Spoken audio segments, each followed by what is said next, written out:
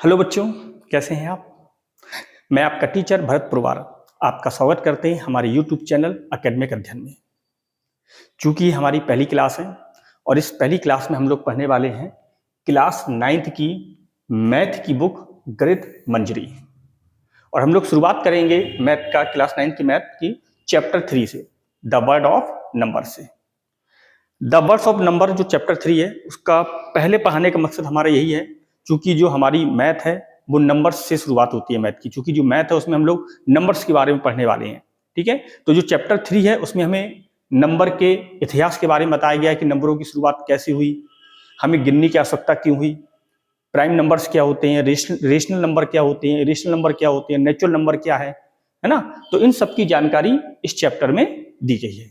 तो हम लोग जो हमारी मैथ है क्लास 9th की, तो वो हम लोग चैप्टर 3 से शुरुआत कर रहे हैं और चैप्टर का नाम है द वर्ड्स ऑफ नंबर्स। बच्चों, आपको पता है कि इन नंबर्स की शुरुआत कैसे हुई? क्या किसी व्हाइट बोर्ड से हुई, या किसी ब्लैक बोर्ड से, या किसी टीचर ने आपको पेन या कॉपी के जरिए आपको समझाने की कोशिश की होगी शुरुआत में? नहीं। जो नंबर्स की शुरुआत हुई है पेड़ों की छालों पर लिखकर या फिर जानवरों की हड्डियों पर कुछ निशान बनाकर।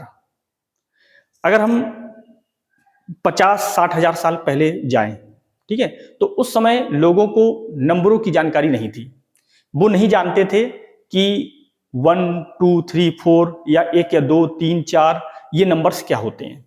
उन्हें इन वर्डों के बारे में ही नहीं पता था कि 1 2 3 क्या होता है, 1 2 3 4 क्या होता है, ठीक है। तो वो उस समय अपनी कैलकुलेशन, मतलब जो भी गिनती है वो कैसे रखते होंगे, वो कैसे पता करते होंगे कि भाई अगर हम कोई चीज, जैसे मान लो गाय है, ठीक है, अगर हम गाय को चराने ले जा रहे हैं तो जितनी गाय हम चराने के लिए ले जा रहे हैं उतनी गाय हमारी वापस आ रही हैं या नहीं आ रही हैं, क्योंकि उस समय नंबरों की नॉलेज है नहीं। तो वो कैसे पता करते थे, ठीक है। चलिए एक एग्जाम्पल के जरिए समझते हैं।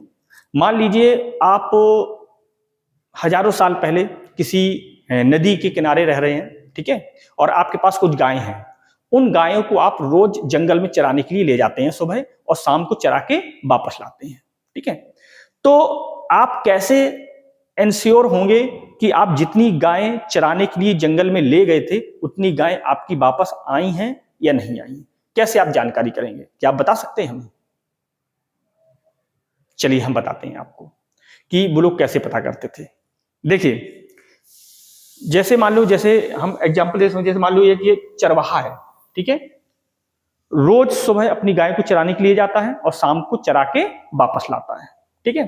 तो ये चरवाहा क्या करता था, एक ये मिट्टी का बर्तन लेता है, घड़ा मान लीजिए, ठीक है। तो वो जितनी गायों को बाहर ले जाता है उतनी ही कंकर इस मिट्टी के बर्तन में डाल देता है, ठीक है। और जब वो शाम को उन गायों को चरा के वापस आता है, ठीक है, तो वो जितनी गाय उसकी वापस आती हैं उतनी ही वो मिट्टी के जो, मतलब उतनी ही कंकर हैं वो मिट्टी के बर्तन से बाहर निकाल देता है, ठीक है। यदि दिन के अंत में इस मिट्टी के बर्तन में कंकरों की संख्या 0 रहती है, मतलब इस मिट्टी के बर्तन में कंकर नहीं बचते हैं, ठीक है, तो ये चरवाहा समझ जाता था कि हमारे सारे जितने भी गाय हैं या बछड़े हैं जिनको हम घुमाने ले गए थे वो सारे सुरक्षित हैं। अगर इस घड़े में कंकर पाए जाते हैं तो इसका मतलब है कि गाय मिसिंग है ना। तो यहीं से शुरुआत होती है हमारे नेचुरल नंबर की, यानी प्राकृतिक संख्याओं की, ठीक है। प्राकृतिक संख्याओं को हम लोग n से डिनोट करते हैं, यानी 1, 2, 3, 4 ... ठीक है। तो हम कह सकते हैं कि जो हमारे पूर्वज थे, ठीक है, उन्हें नंबरों की जानकारी थी, ठीक है, और वो अपनी जो गणना थी, जो अपनी वो कैलकुलेशन थे, वो इसी प्रकार से करते थे। यानी हम कह सकते हैं कि उनके पास एक तरीके से एक सिस्टम था, एक अपना एक प्रोसेस था गिनने का, ठीक है। और इस प्रोसेस को हम लोग बोलते हैं 1-to-1 कॉरेस्पॉन्डेंस। अगर आपसे पूछा जाए पेपर में कि 1-to-1 कॉरेस्पॉन्डेंस क्या होता है, तो आप इस एग्जाम्पल के जरिए आप समझा सकते हैं, ठीक है। यानी एक कंकर, एक गिनती और गणित की शुरुआत, ठीक है। तो इसी तरह से हमारे नेचुरल नंबर की शुरुआत हुई है, नेचुरल नंबर का जन्म हुआ है। और आगे चलते हैं, ठीक है।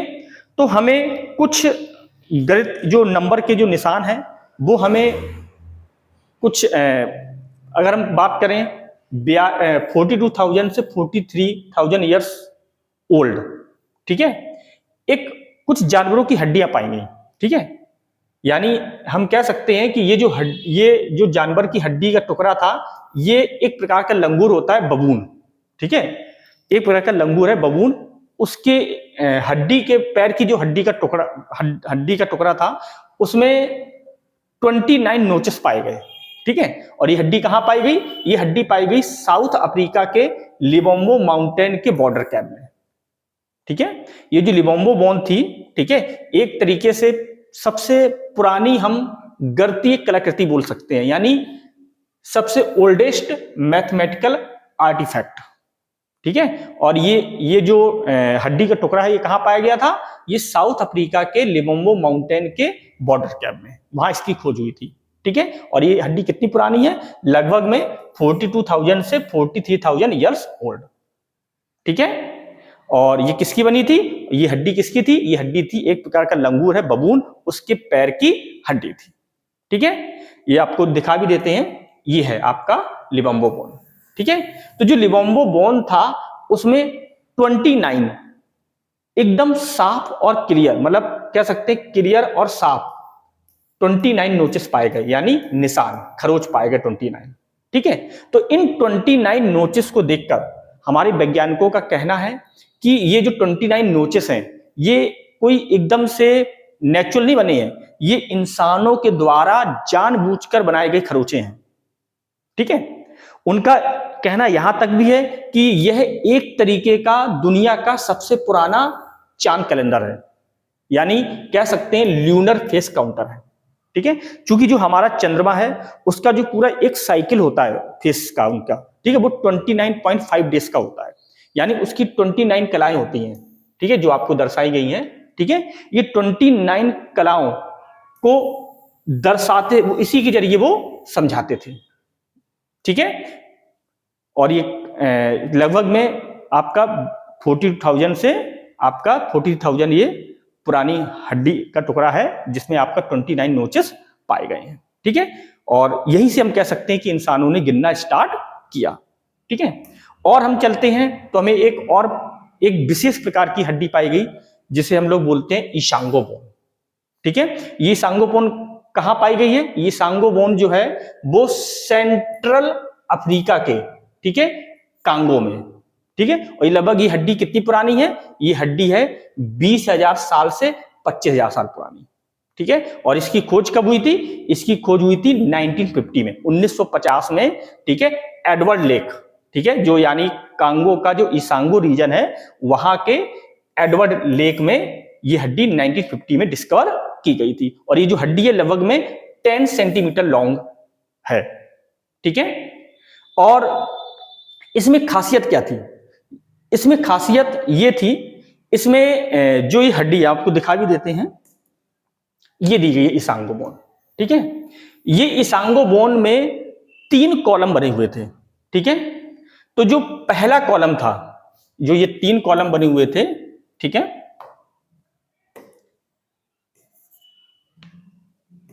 जो ये पहला कॉलम है, पहले कॉलम में आपको प्राइम नंबर्स की जानकारी दी गई थी, यानी उसमें ग्रुप में कुछ नंबर्स दिए गए थे, जैसे पहले ग्रुप में 11 खरोचे थी, ठीक है, दूसरे ग्रुप में 13 खरोचे थी, तीसरे ग्रुप में 17 खरोचे थी, चौथे ग्रुप में 19 खरोचे थी। जो पहला कॉलम था उसमें हमें प्राइम नंबर्स के बारे में बताया गया, ठीक है।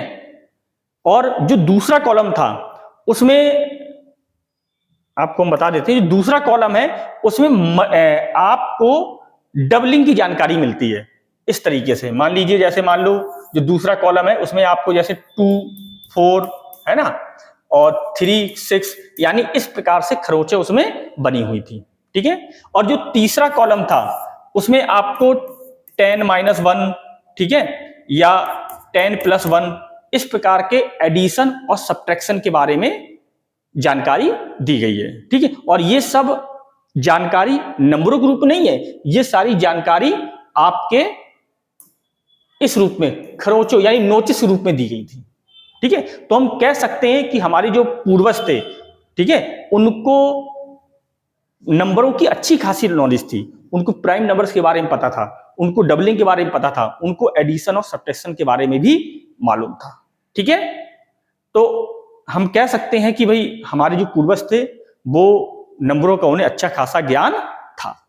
ठीक है, आगे चलते हैं, आप इंडस वैली सिविलाइजेशन में चलते हैं, यानी सिंधु घाटी सभ्यता।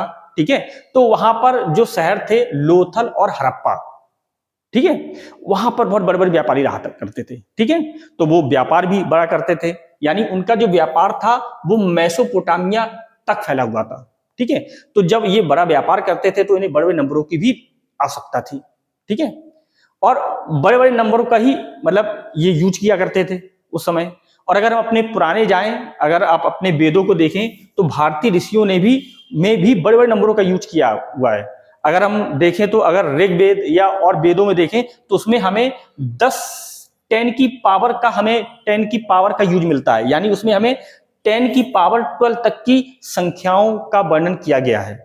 इतनी बड़ी संख्याओं का उसमें वर्णन किया गया है। ठीक है, और अगर हम देखें तो भगवान बुद्ध ने 4वीं शताब्दी में जो उनकी एक बुक थी ललित विस्तार, उसमें 10 की पावर 53 तक की संख्याओं का वर्णन किया है, जिसे तलक्षण कहा जाता है। ठीक है, तो हम कह सकते हैं कि हमारे जो ऋषि मुनि थे, है ना, तो उन्हें भी बड़ी बड़ी संख्याओं से भी बहुत लगाव था। यानी आप मान सकते हो 10 की पावर 53। ठीक है, इतनी बड़ी बड़ी संख्याओं का वर्णन किया गया है। ठीक है, तो हम कह सकते हैं कि ये सिर्फ गणित नहीं है, ये हमारी प्राचीन बुद्धि और ज्ञान की अनंत उड़ान है। ठीक है, तो और जब जैसे मान लो आपने मैंने बताया कि जैसे जो हमारे ऋग्वेद हैं या और भी जो, जैसे आपको मैंने बताया महात्मा बुद्ध ने 10 की पावर 53 तक की संख्याओं का वर्णन किया है, तो यहीं से हमें जीरो की अवधारणा मिलती है। ठीक है, तो जीरो की शुरुआत कैसे हुई, जीरो किसने शुरुआत की, ठीक है, उसके बारे में हम लोग नेक्स्ट वीडियो में पढ़ेंगे, उसके बारे में नेक्स्ट वीडियो में जानेंगे। तब तक के लिए आप एकेडमिक अध्ययन को लाइक करो और सब्सक्राइब करो। मिलते हैं अगले वीडियो में। Thank you very much.